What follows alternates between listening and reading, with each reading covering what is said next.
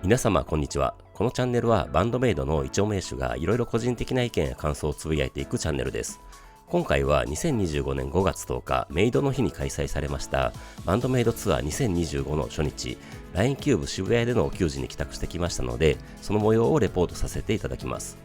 今回のお給仕のチケットはガチお名手様勢にとってなぜかプラチナチケット化していて、名だたるお名手様たちの落選報告が相次いでいました。という私も落選組でして、なんとか行けなくなった方に救済いただいて帰宅できたという状況です。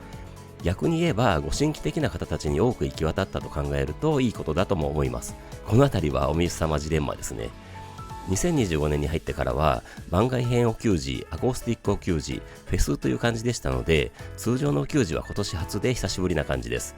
ということでワクワクしながら待っていたわけですが、ゴールデンウィークも明けてお給仕が近づき、改めて天気を確認するとさえちゃんのボルテージが上がっている様子が伺えます。今回は金曜日に休みを取れなかったのと、東京のホテルの価格が異常に高くなっていることもあって当日移動にしました。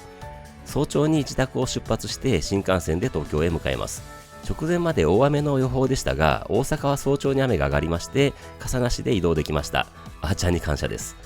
11時頃に品川に着きましたが、今回はチケットの受け渡しや人と会う約束があったりであまり時間がなかったこともあって、昼食は山手線の品川駅ホームの駅そばでささっと済ませました。と言いつつ、東京に来た時は結構好きで食べていた駅そば屋さんで、いつも食べてたミニカレーとそばのセットは懐かしくかつ相変わらず美味しかったです。昼食後ホームを移動して山手線で渋谷へ向かい、12時くらいに渋谷駅に着いてスクランブル交差点を渡って、そのまま LINE キューブ渋谷へ向かいます。まだ物販開始まで2時間ほどありましたが、とりあえず物販に並びます。すでに結構並んでました。ほとんどがいつも見る海外の方たちでしたね。1時間前の13時くらいになるともう物販列がかなり長くなって、先日のリキッドルームの時と同じく物販開始時刻を早めてくれるという神采配がありました。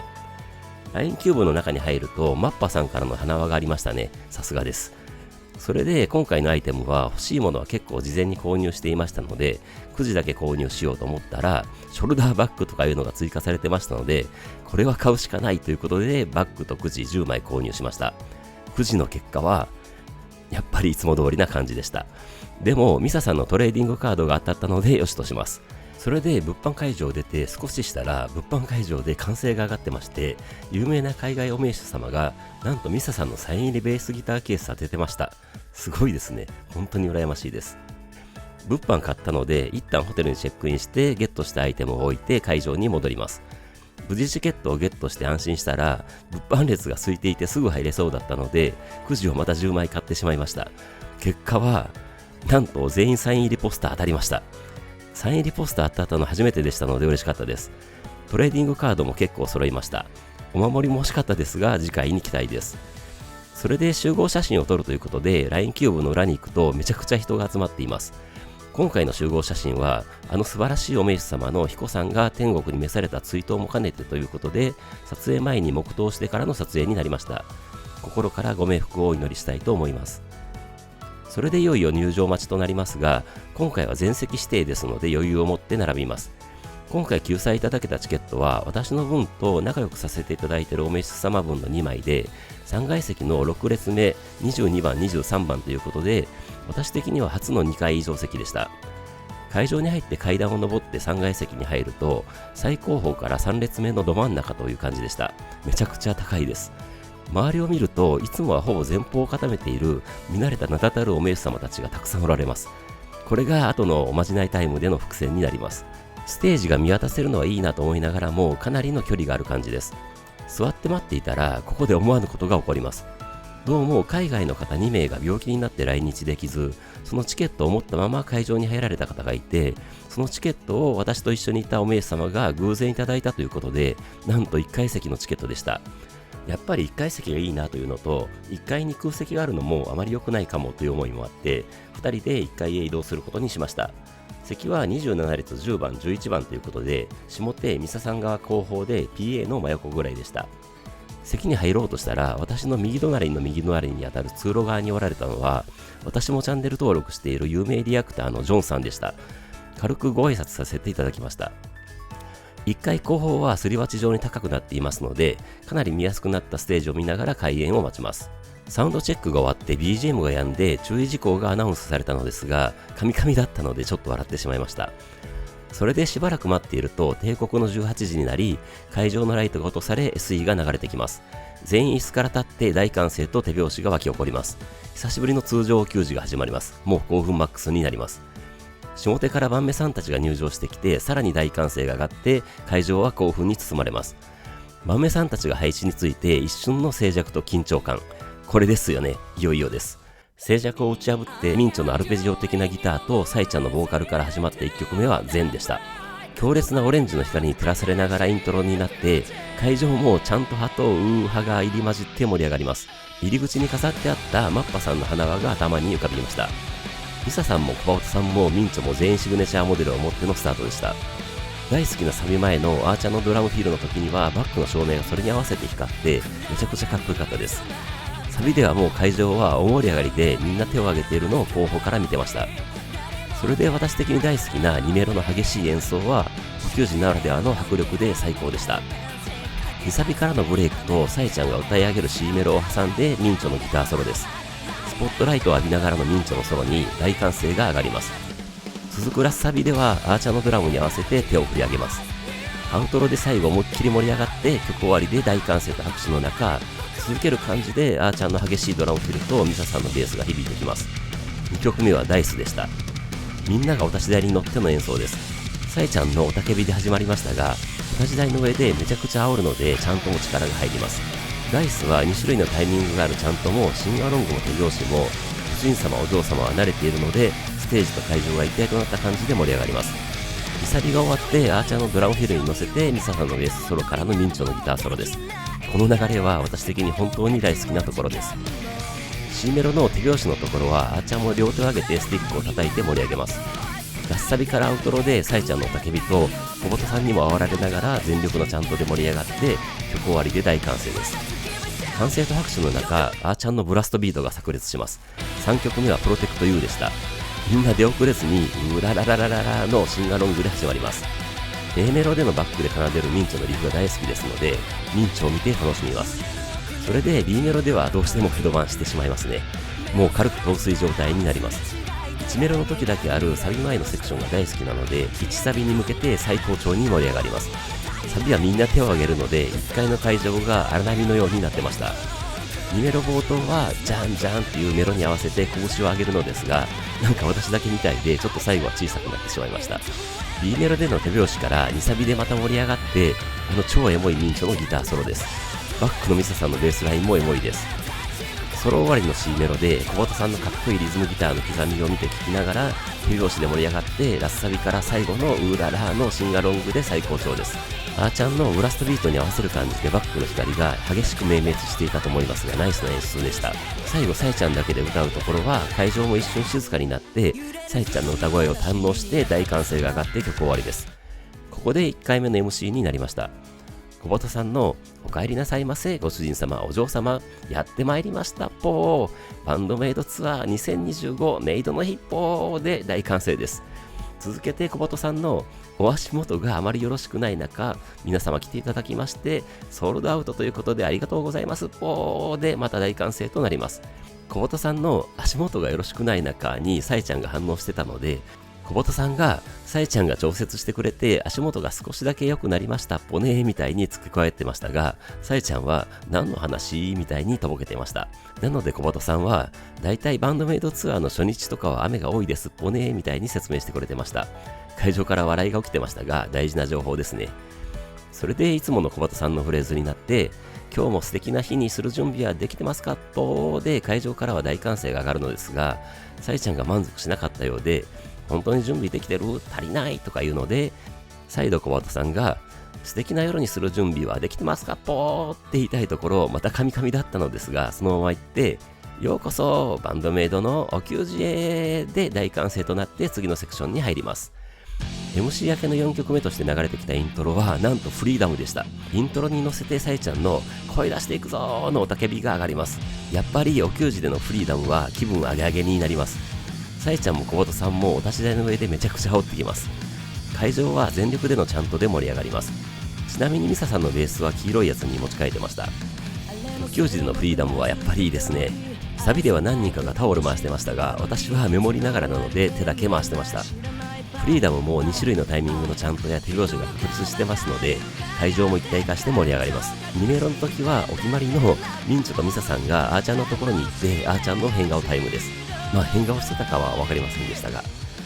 2サビ終わりでギターソロとなりますが、ミンチョが真ん中のお立ち台でスポットライトを浴びながらソロを弾いてくれて、会場もちゃんとで盛り上がります。落ちサビでの手拍子からラスサビで会場の熱気も最高潮になります。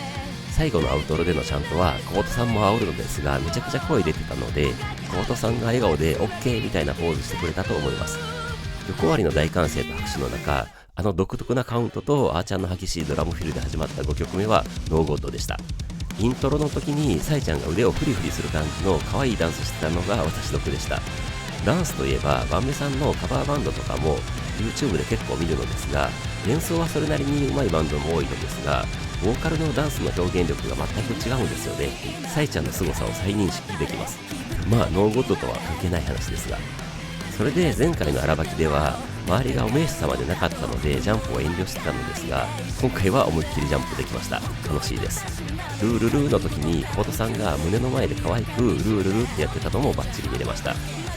この曲だけではなかったのですが、ドラムフィルの時とかにあーちゃんにスポットが当たるのもすごく良かったです。シンガロングもめちゃくちゃ声出てました。途中でサイちゃんが下手のお立ち台で歌って、ミンチョが真ん中のお立ち台に乗って演奏したり、サイちゃんが今度は上手のお立ち台に移動して歌ったりして激しく移動します。ベースソロの時にはミサさんが真ん中のお立ち台でスポットを浴びながらのソロがかっこよかったです。会場は手拍子ですね。ベースソロ後の落ちメロの時にミンチョが前に出てきたので、アルペジオ的なギター弾いてるところがバッチリ拝めました。それでラスサビでまた思いっきりシンガロングして、サイちゃんの We have got to win からのアウトロで会場もジャンプしながらの全力のチャントで最高に盛り上がって曲終わりとなります。歓声が飛び交う中、あの独特なサンバ風のリズムのイントロが流れてきます。6曲目はグローリーでした。これは久しぶりです。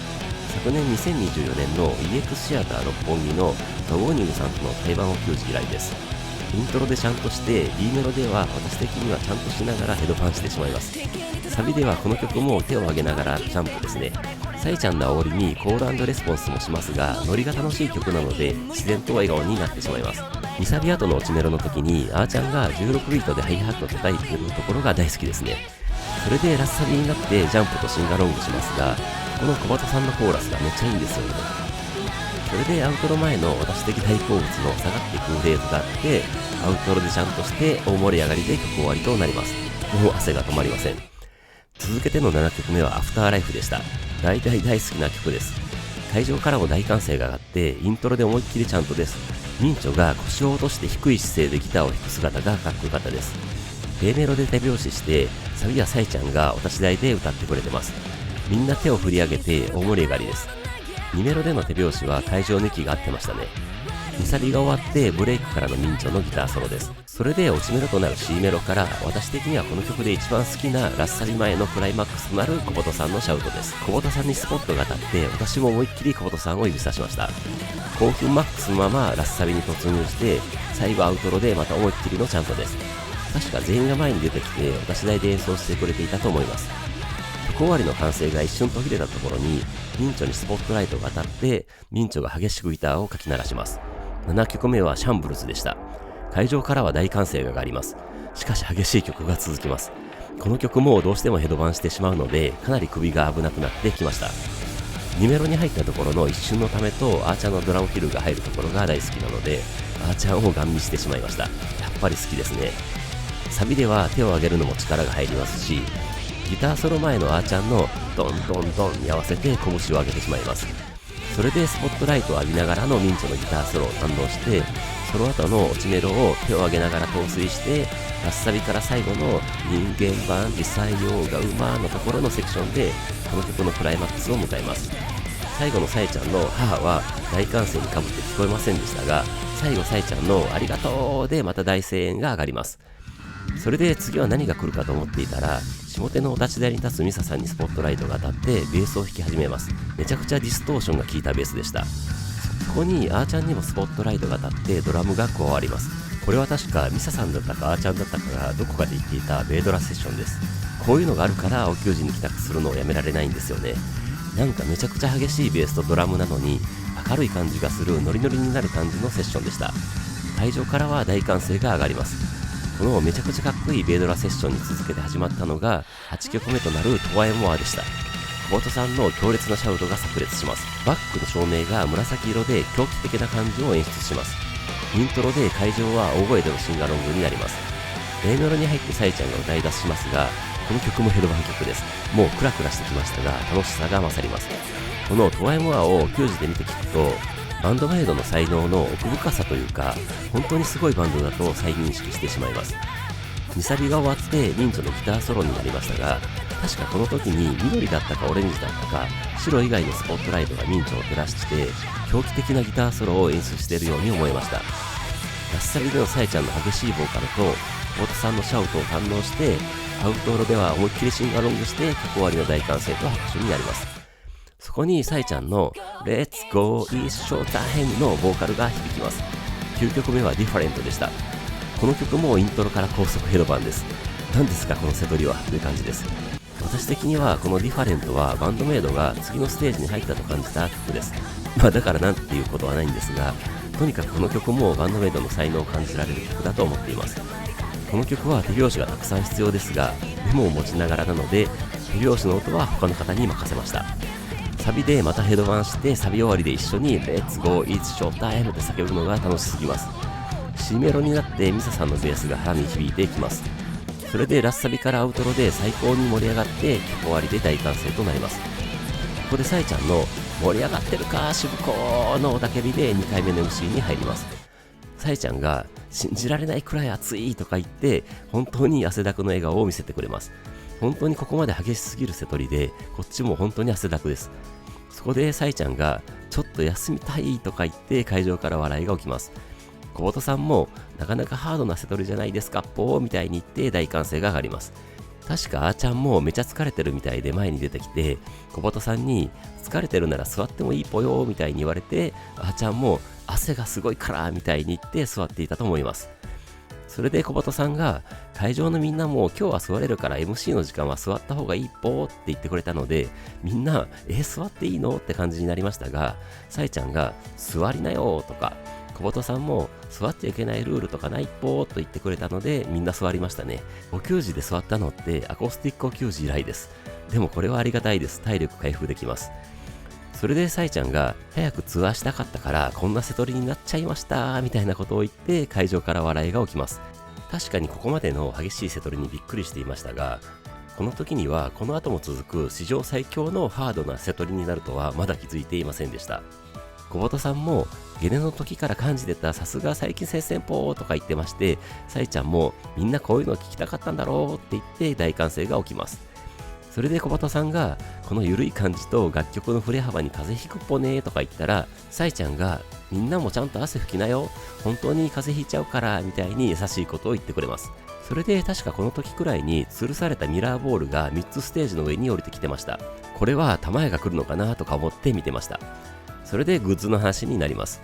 サイちゃんがお前らアパレル屋なのかって思われるかもみたいなこと言ってましたが、確かに私の部屋もアパレルショップ並みの品揃いになってますので同意です。でもサイちゃんがみんな思ってのことだからって言ってくれたので納得しておきました。あと小鳩さんがお乳のやつが多い一方的なことを言っていたと思うのですが、本当に次から次へと出してくれるので購入欲が止まりません。確かこの時くらいにミンチョとあーちゃんがドラムの前に座ってくつろいでいて、ミサさんはスタッフさんにビールもらってたような気がします。それで各グッズの紹介になりますが、まずはツアービジュアルの T シャツの紹介で、サイちゃんがみんな見慣れすぎてて、あれかみたいになってるかもとか言って、小鳩さんにそんなことないぽーって突っ込まれてましたね。それで次はショルダーバッグの紹介になって、サイちゃんがミサトのインスタ見ましたかみたいな話になりました。私もすでに見ましたが、実はミサさんは中身を本当に知らされていなかったとのことで、ミサさんの新鮮なリアクションを見るのが正解ということでした。この時くらいにミサさんはビールもらったので、ミンチョとあーちゃんに並んでドラムの前に座ってましたね。それでこのショルダーバッグはソールドアウトになってしまったらしいです。ちょうどこれまでずっと持ち歩いていたバッグがへたれてきてたので、買っておいてよかったと思いました。あと、さえちゃんが、あの動画だと 500ml のペットボトルが入るって言ってたけど、実は 600ml のペットボトルが入りますみたいに紹介してくれます。おうという感じです。あと、折りたたみ傘と替えのタオルと T シャツが入るので、お給仕には必須とか言ってましたね。その通りだと思います。次はトレカデザインのタオルの紹介があって、それに続けてのメイドの日 T シャツの紹介の時に、さえちゃんが、あれそうだっけみたいになって、どうも後で出てくるグッズとかもあって、どれが今出てるやつかわからなくなったみたいです。アパレル屋の本領発揮です。次はホワイトロン T の紹介があって、レディトゥーロックのロゴ T の話になりましたが、さえちゃんが事前の通販で歓喜してるご主人様たちが多くて面白かったとか言ってましたね。やっぱり X とか相当見てますね。小畑さんもロゴデザインは珍しいっぽーみたいなこと言ってたと思います。あとはくじの話になってトレーディングカードの下の部分が紹介動画だとモザイクになっていたわけを教えてくれます。分かってはいたのですが、それぞれのメンバーのイメージできる必殺技が書かれているということで、もう解禁なので SNS とかでハッシュタグつけて拡散していいとのことでした。小畑さんのやつだけ紹介されて、小畑さんの必殺技はおまじないタイムということで、私の周りからそのままやないかいっていうほのぼのとしたツッコミが聞こえてきました。あと、新しいアーティスト写真のアクリルスタンドの話になって、さえちゃんがでかすぎるとか言ってましたね。あと何やったっけみたいになって、さえちゃんがコインケースあったかとか言ってる時に会場からお守りって声が上がって、そうそう紹介してたじゃんみたいになって、小畑さんからナイスありがとうぽーって会場の方が褒められてましたね。それでさえちゃんが言うには、お守りは生地を改善したのでより良くなったらしいです。何からより良くなったかわかりませんでしたが、小畑さんもご利益ありそうぽーとか言ってました。お守り当てたかったです。あと、多分イヤモニから声が入ったと思うのですが、天の声が聞こえた後のことで、メイドの日なのでメンバーの私物がくじの景品にあるとの話になりました。大当たりということで、まずは小畑さんの私物の紹介でアコギ用の白いカポだということでした。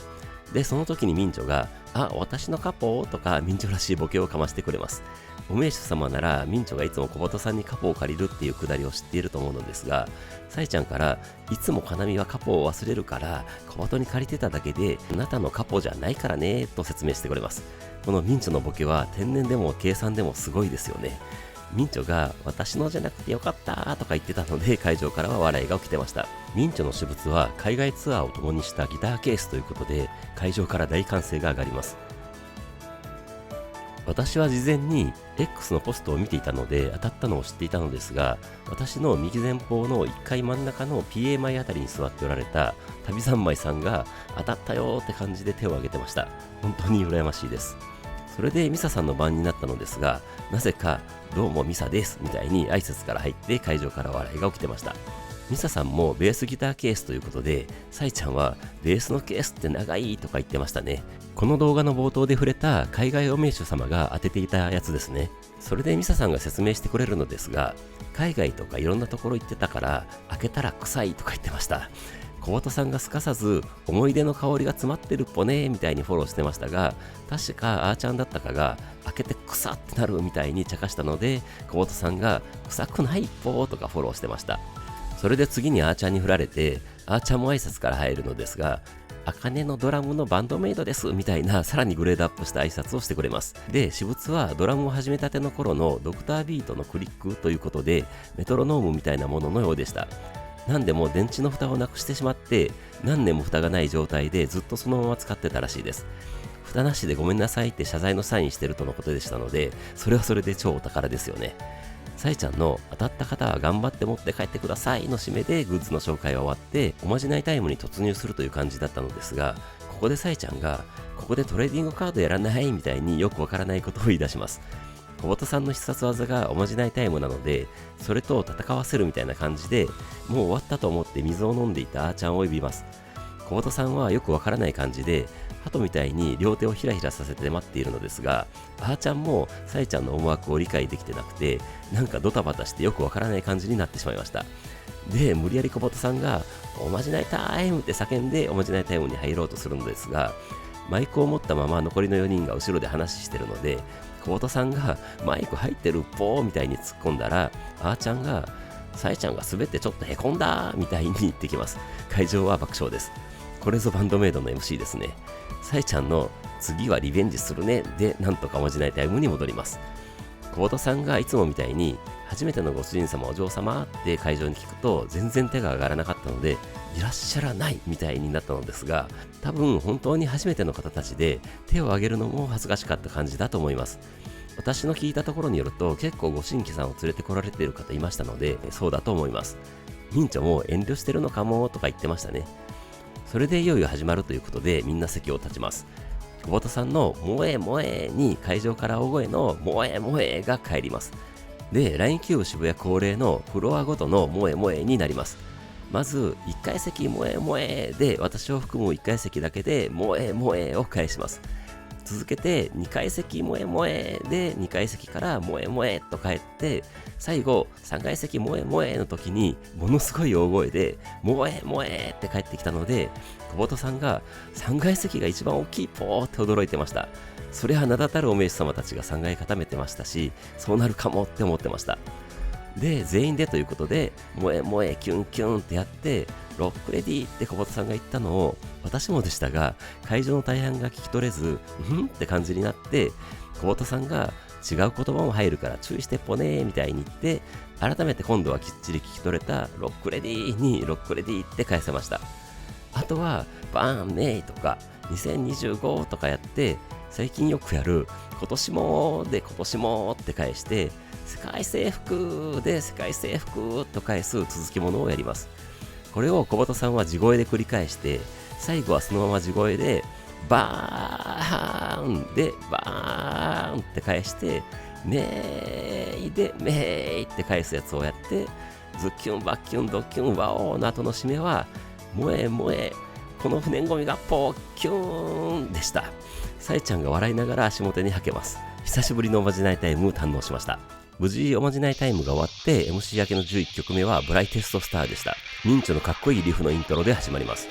ミンチョのギターはプライベートストックに持ち帰られてました。イントロではコート曲では珍しいチャントで盛り上がれます。私は帰宅できませんでしたが、ビルボードライブ東京でのアコースティックアレンジがすごく良かったらしいですね。配信が待ち遠しいです。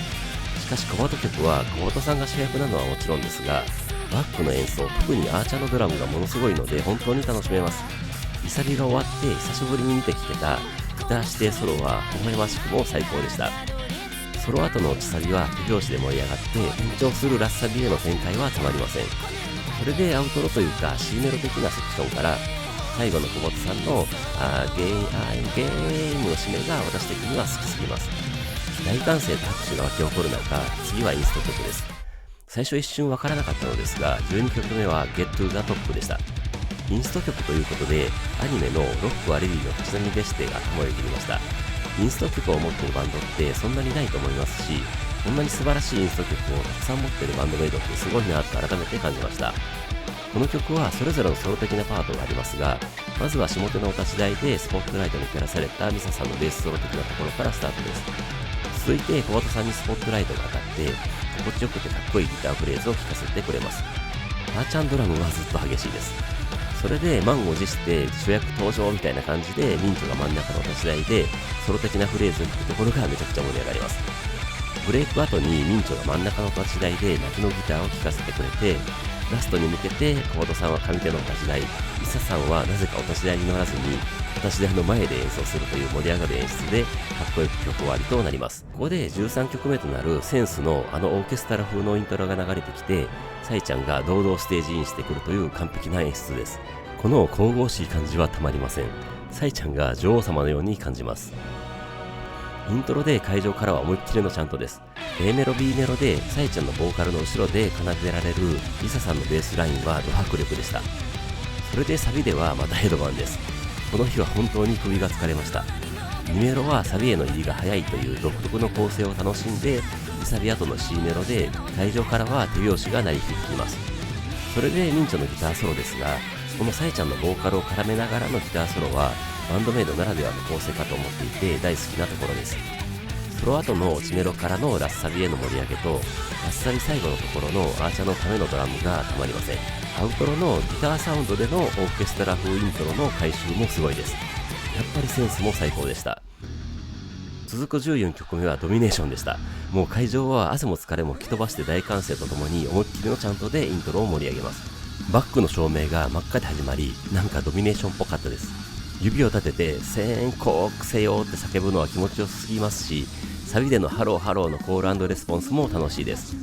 フリーダムもそうでしたが、このドミネーションもお給仕といえばの代表曲です。絶対に盛り上がります。2メロになって、ここでもあーちゃん前にみんなが集まってあーちゃんの変顔タイムです。やっぱり本当に変顔してたかは分かりませんでした。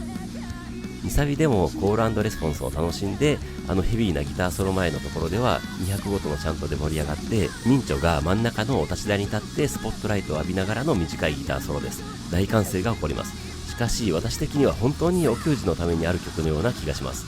もう疲れも忘れて気分は最高潮になります。曲終わりで大歓声と拍手が沸き起こる中、静かにサイちゃんのボーカルが始まります。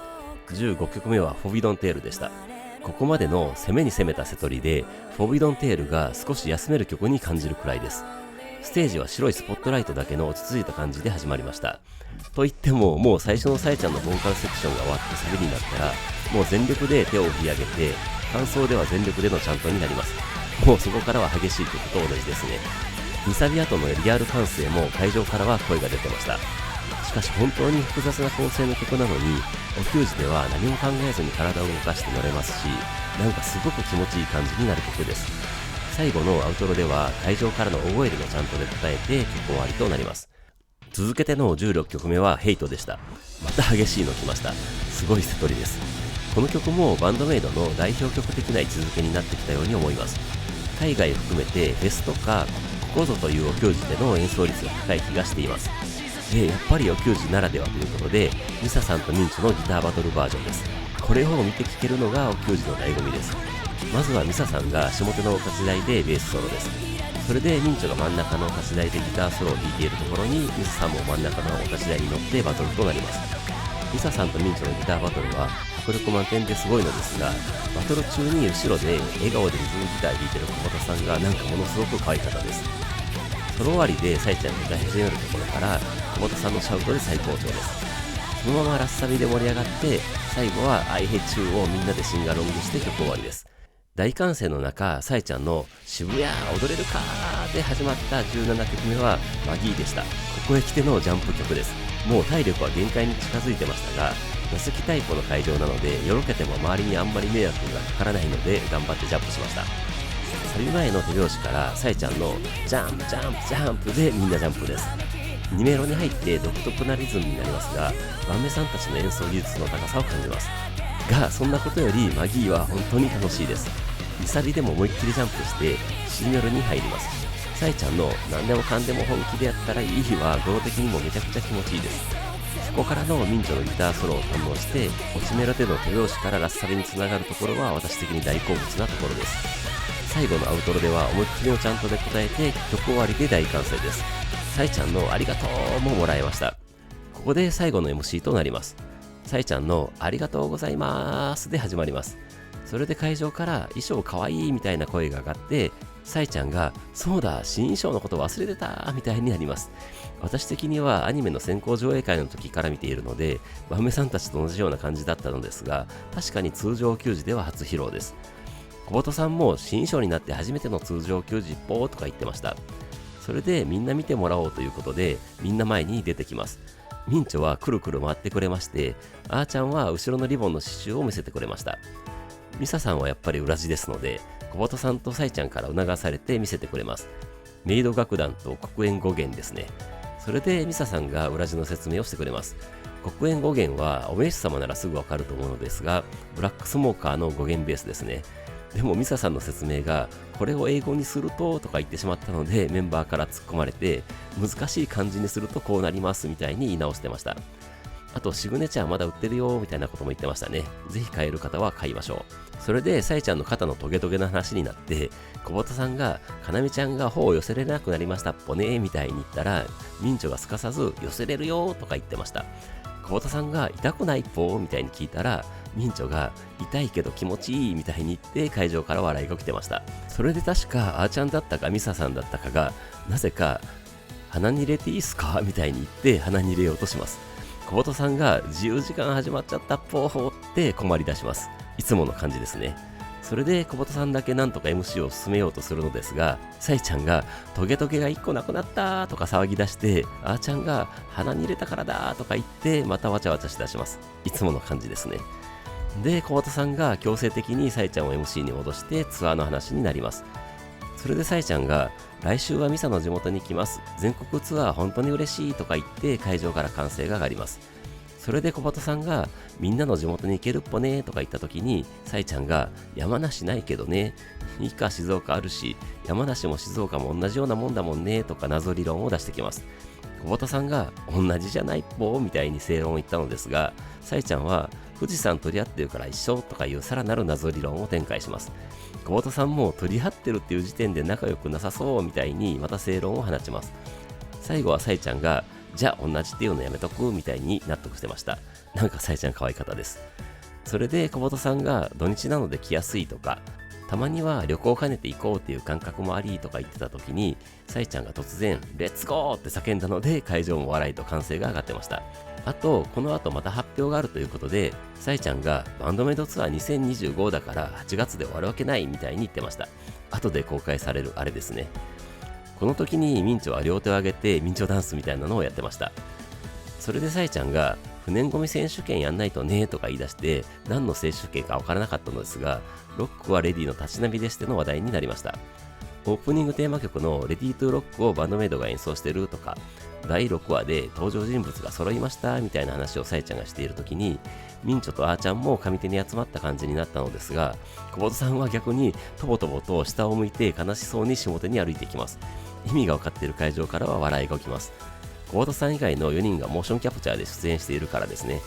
でもミサさんが下手にいたままになっていたので、さいちゃんからなんでそっちにいるのみたいに聞かれて、ミサさんが小鳩がかわいそうだと思ってとか言い出します。ミサさんめっちゃ優しいですよね。でも会場からは笑いが起きていて、小鳩さんもいつか鳩の役でモーションキャプチャーやらせてもらうから大丈夫っぽ、4人編成のバンドなので仕方ないっぽねみたいに言って、さらに会場を笑わせてました。それで小鳩さんとさいちゃんがさらにアニメの説明をしている時に、あーちゃんがなんか変なポーズをしていて、ミンチョもやってましたね。いつもの感じです。それで桃源暗記の話になって、さいちゃんからバンドメイド次のクールも決まっておりますみたいに言って会場から歓声が上がります。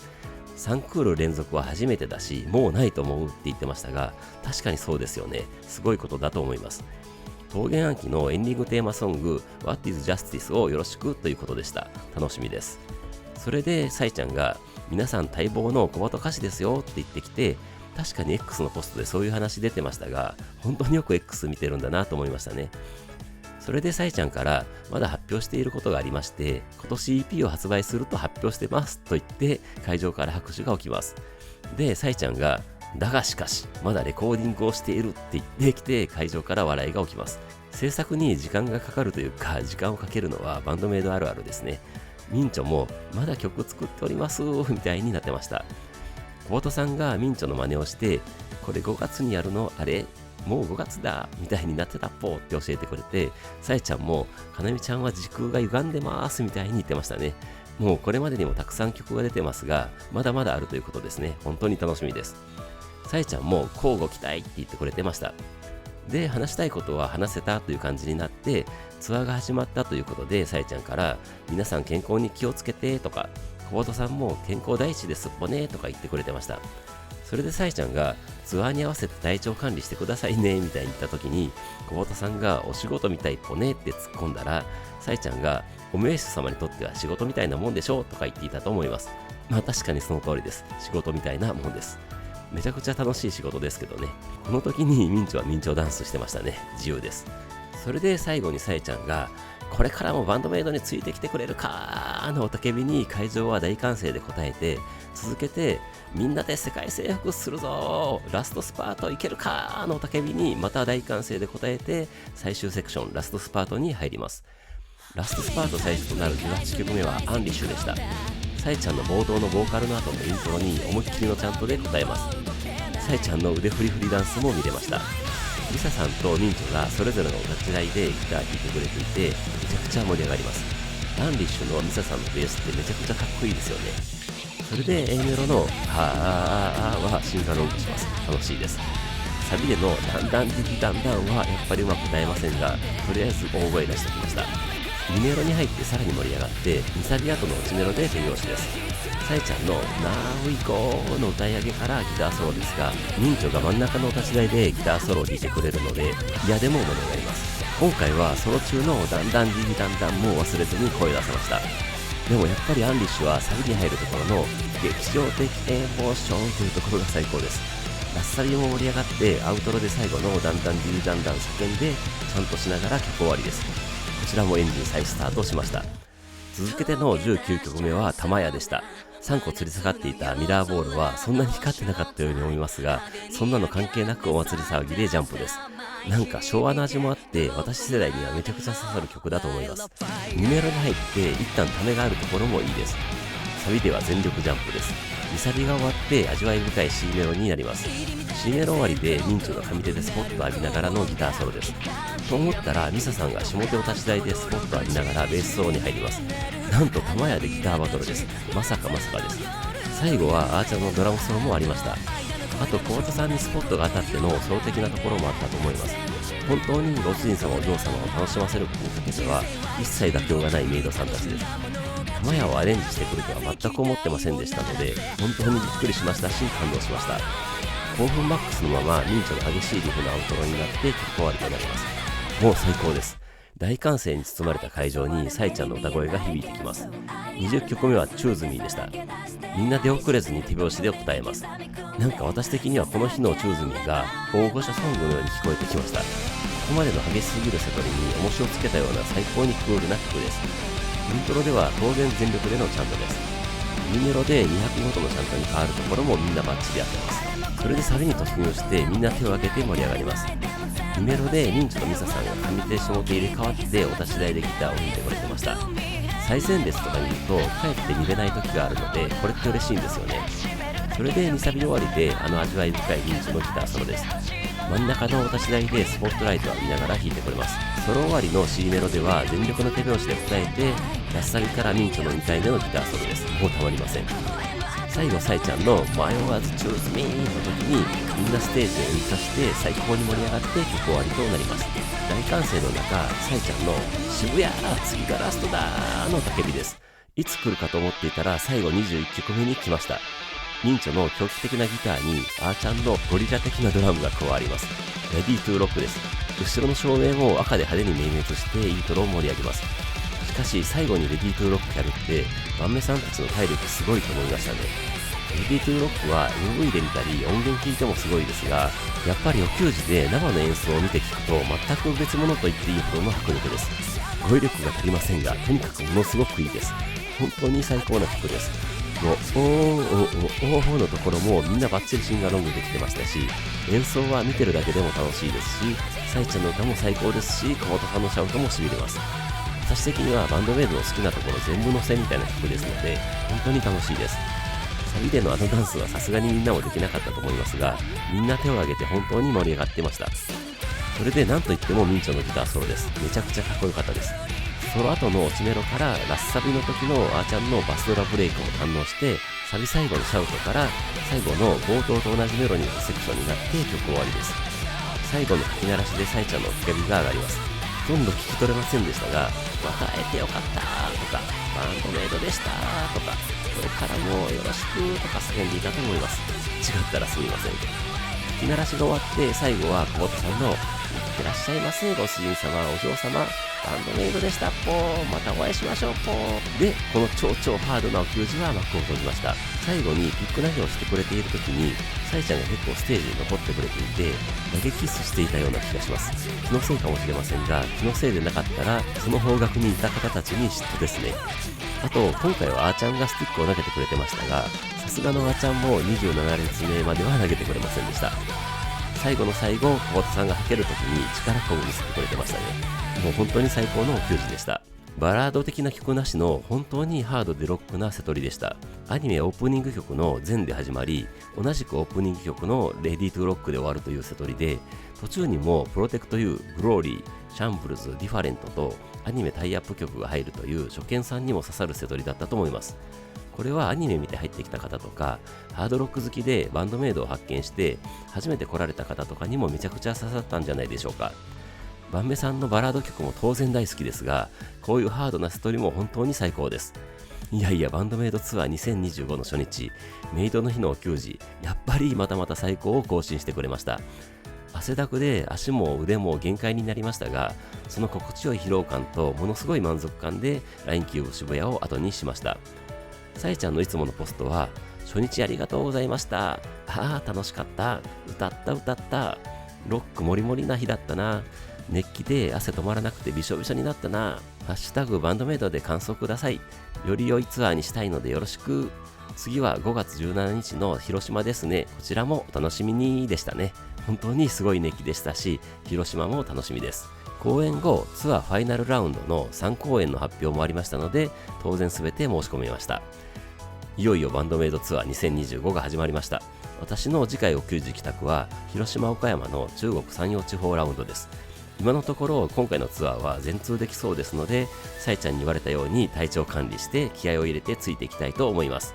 はい、ということで今回は以上です。それではまた次回。